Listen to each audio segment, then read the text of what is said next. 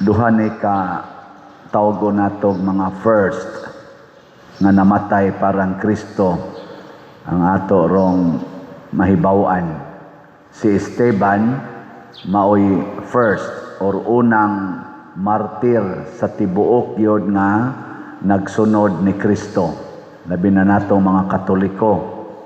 Nga kining atong patron si Santiago Apostol mao sa ni siya ang first or unang namatay gimartir sa original nga 12 ka apostoles.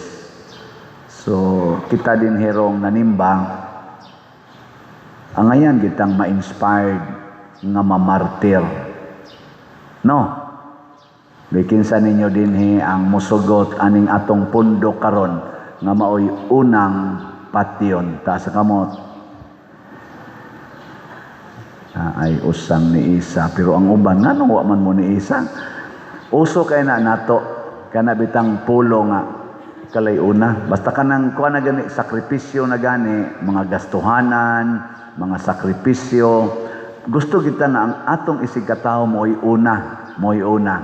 Pero comfort na gani, kahayahay na gani, ay mag-ilog yun. Ako yung una. Ang ana. Maunay mga yawanon nga batasan. Nagkinahanglan ta karon og mga tao nga sama ni Esteban, sama ni Santiago, nga sa pagsunod ni Hesus, gusto sila'y mauna.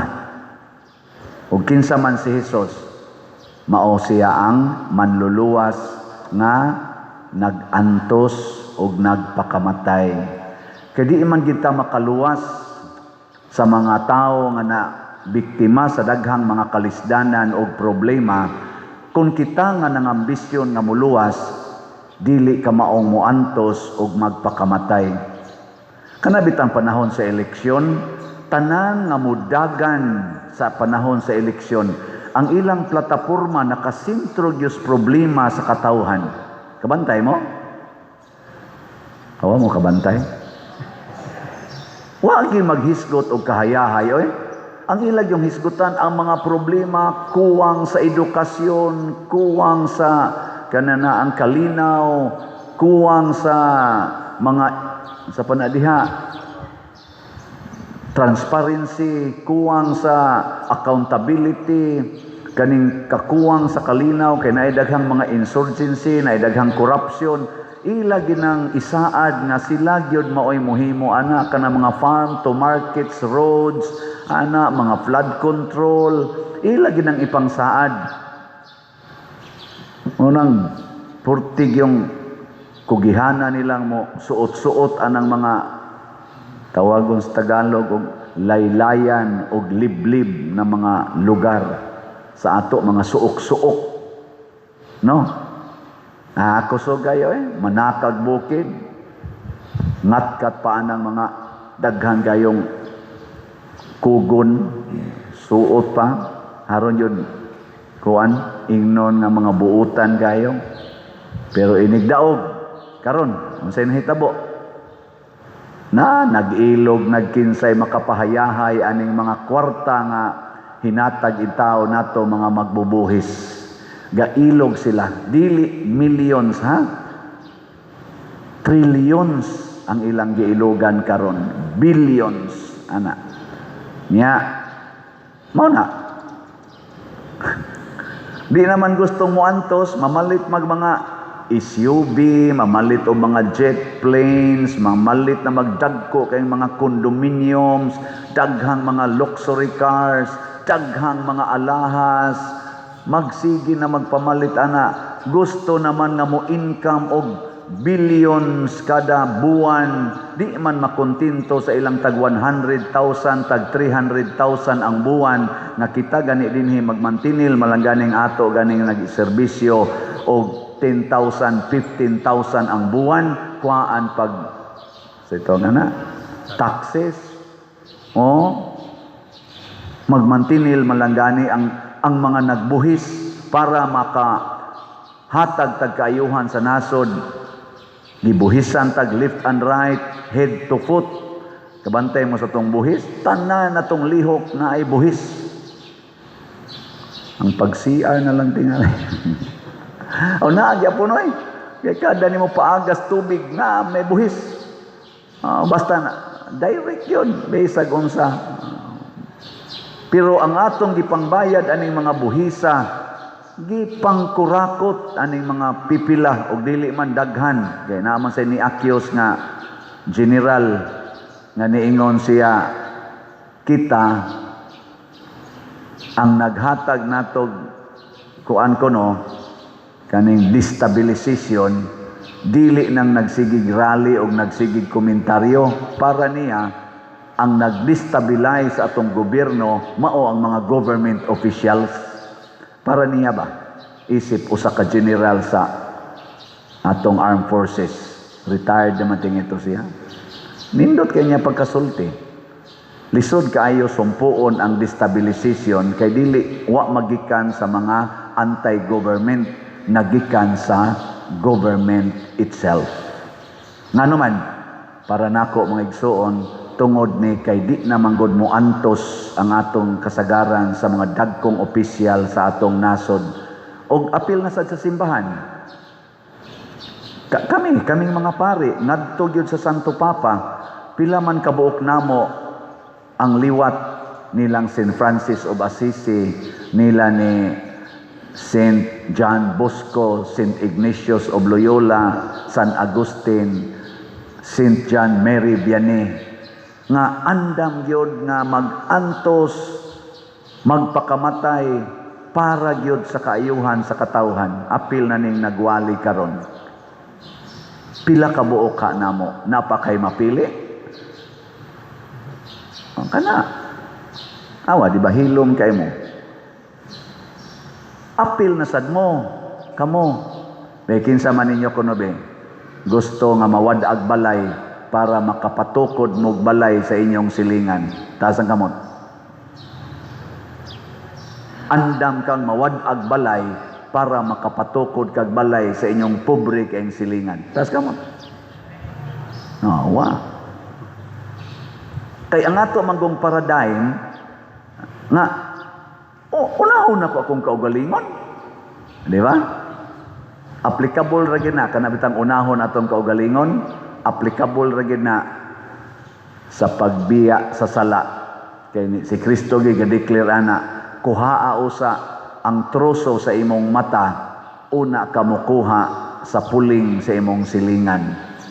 Mao nay applicable. Panilhig usas imong tugkaran, una ka manaway sa sagbuton nga tugkaran sa imong silingan. Kana applicable na. Unya unsa man ang pagpanilhig, unsa man ang pagkuha sa troso sa atong mata, antos aron makaluwas. Muna kamo mga asawa ay mo pagsigigyaw-yaw sa inyong bana, and vice versa. Kamo sa mga bana ay mo pagsigyaw-yaw sa inyong mga asawa tungod lang kay naa sila yung mga failures.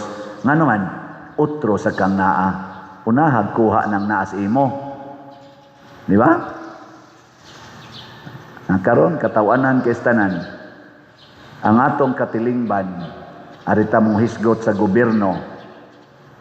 Tanawa, ang ato yung pinaka problema karon, number 1 gyud og number 2 hain ka ani ang number 1 hain ang number 2, corruption og drugas.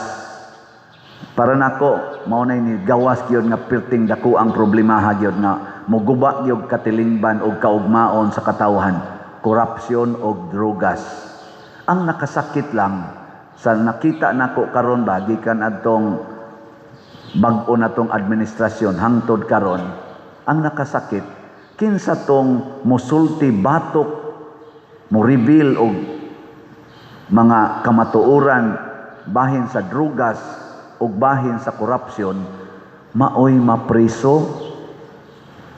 Unya kadtong ilang gipinpoint nga maoy utok sa korupsyon, maoy utok sa drugas, maoy mo papriso, dili kasuhan. Tanawa ninyo dihagon sa kongreso na ay mga batanon nga mga kongresista nga nagsulti, mauni ang mga nag-utok, mauni pinpoint nila, suspenso. Karon ana sa bagong revelation ang files kuno na atong namatay nga Yusik Cabral. Tanang mga insertions kanang gipang-insert ba nga mga budget sa kaning kada tuig nato, daghan kayong nag-insert diha. Kana pila ka kabuk ana kay kanang insertion murag pasabot ana nakaamgo sila ba nga pagdayon ng process sa budget, uy, wa man din ako ma-appeal na pa man day ko'y nag-una nga project, ako lang ning ihangyo nga i-insert, idugang sa akong original nga gi-set atong NEP, National Expenditure Program ba na ang una gid nilang proposal sa ilang budget sa mga congressmen, mga senador, ang executive branch, magkuan man na sila, maghimo man na sila ilang original na expenditures nya mo to'y i-discuss sa Congress nya inigabot na sa BICAM bag-o pa na nahitabo karon mag-insert dayon sila. May daghan nag-insert tingdaghan na nya ang problema pila ka bukan ang gipang-insert nga tinuod yung gi-apply sa project. Anay dahay ang problema. O kaluoy Ginoo daghan na rong na-revealed nga mga ghost projects di ay ang ilang gigamitan sa ilang inserted nga mga budget. Kasuhan ba sila? Away kaso. Pero dunay musulti nga kini mao ni siya ang ghost project, si so-and-so, si Congressman so-and-so, si Mr. Kuan, mao ni tanawa, di ba? Ikay kasuhan. Bali, porting singgit ni President Duterte, kinsay adik, siya na priso. Ang kaso niya, war against drugs. Ang war against drugs ni President Duterte, mao'y nakapapriso niya ron, dito sa dahig. Pero siya'y gasigig advokasya nga, ang drogas mo patay ni sa atong mga katauhan, sa alabin sa atong mga kabatanunan, mauni mo guba sa future sa mga Pilipinos kanang drogas. Siya rin gipriso tungod anang war on drugs, na problema man ta kay na nato ang drogas, ang ngayon unta atong pasidunggan, ang naay war on drugs. Mao naman ay prisohon, ambot lang ha, mao ba ni atong hustisya karon? Ug mao na nahitabo ni Esteban. Si Esteban, nag-highlight siya sa mga depikto sa mga leaders sa Hudiyo. Ang ilang pagkamakasasala. Kung sa'y gibuhat nilang Esteban, gibato hangtod namatay. Gitumuan og istorya. Ug daghan ron sa ato mga government officials na nga impeach, na nga suspenso, na nga priso, kadto mga kontem sa una, nga gitumuan ra gyud. Ang gamay kay depikto gipadako, nay dakong depikto tabunan. Mao na nakaron naglisod gitag maayo.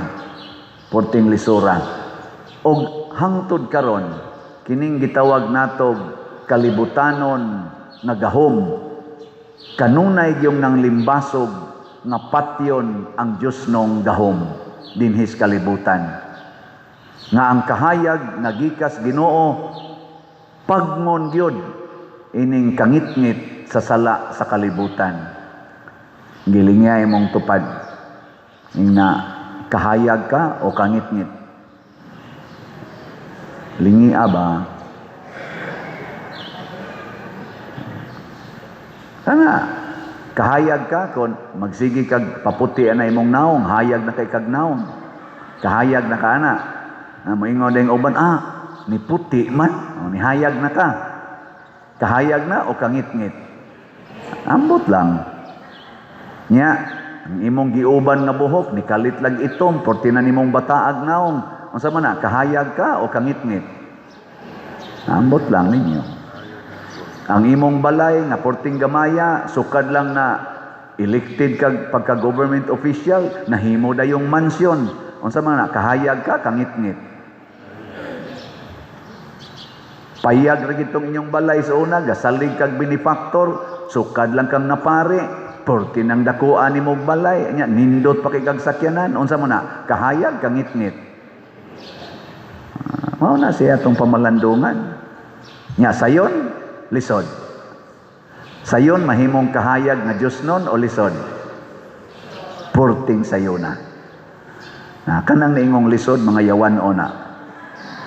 Purting sayona. Giingon ni Kristo ayaw mo kabalaka kung unsay inyong isulti o unsaon ninyo pagdipinsa. Sige lang. Ngadto lang. Basta ay lang yung kahadlok. Ang Ginoo na mo supply ninyo sa inyong igsusulti o sa inyong buhaton. Labaw na sa kalinaw o kalipay. Mauna si Esteban, wa nangandam, wa nagtuon, wa naghimog doctoral thesis para iyang asdang ni adtong mga tao nga mga rangguhan o mga gamhanan sa katilingban adtong panahona. Igo ra siyang nagampo sa Ginoo. Sa imong mga kamot, itugyan ko ang akong sa titubag ng Salmo. Sa imong mga kamot o Ginoo, akong gitugyan ang akong espiritu. Ug ang tanan, way nakatingog pagsulti ng Esteban. Usa ra gyud ilang gibuhat, pahilumon tani, batuon tani hangtod mamatay. Kay alingugngog para nila ang kamatuoran. Nya unsa may gisulting Kristo sa atong ebanghelyo? Dumtan kamo sa tanan tungod kanako, apan maluwas ang magpadayon hangtod sa katapusan. Those who persevere will be saved. Padayon ta, ngilingay mong tupad. Ingna, padayon tagpalit og slat. Padayon kita, di ta mohunong og palit og slat. Bahala nagwa na tay kaon. Padayon ta. Bahala nagbugal-bugalan ta, sige palit og slat. Ako, nganlan ako father slatter. Gikurakot ko nun na akong mga slat.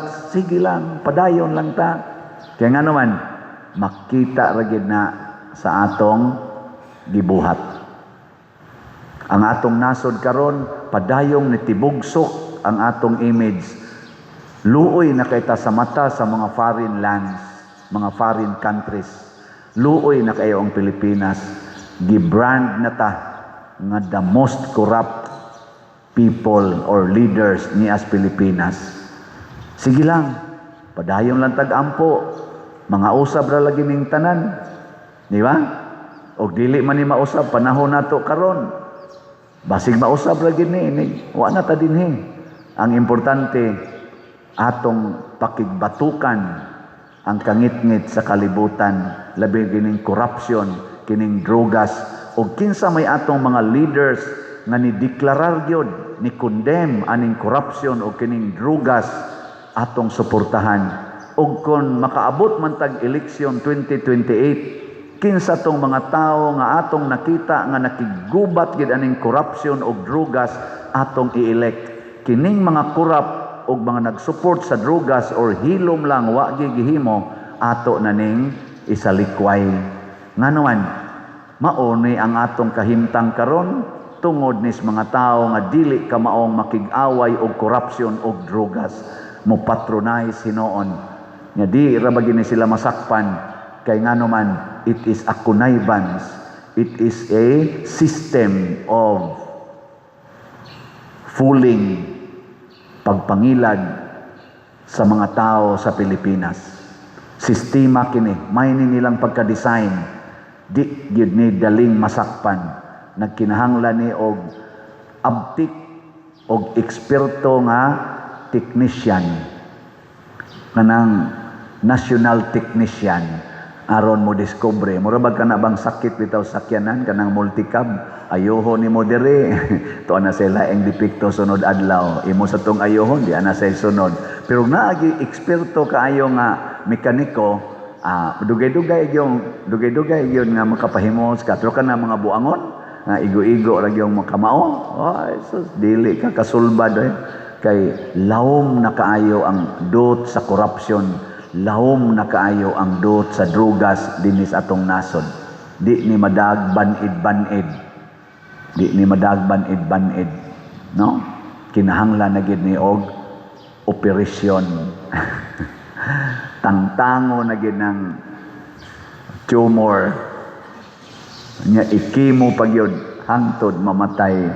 O kinsa may mohimo ani kita rasang mga tao nga nakakita sa atong sitwasyon ug unsa may atong basihan ug kinsay atong sundon, si Kristo, si Esteban, ang mga santos ug mga martir sa atong simbahan. Wa sila makig-away, nahigugma hinuos kaaway. Ang ilang tinuod nga kaaway dili mga taong dautan, kung dili ang buhat nga dautan. Munang doon natay gitawag og basic principle sa mga martyrs: love the sinner, hate the sin. Love the sinners, hate the sin. No, na ilang prinsipyo kanindot, no?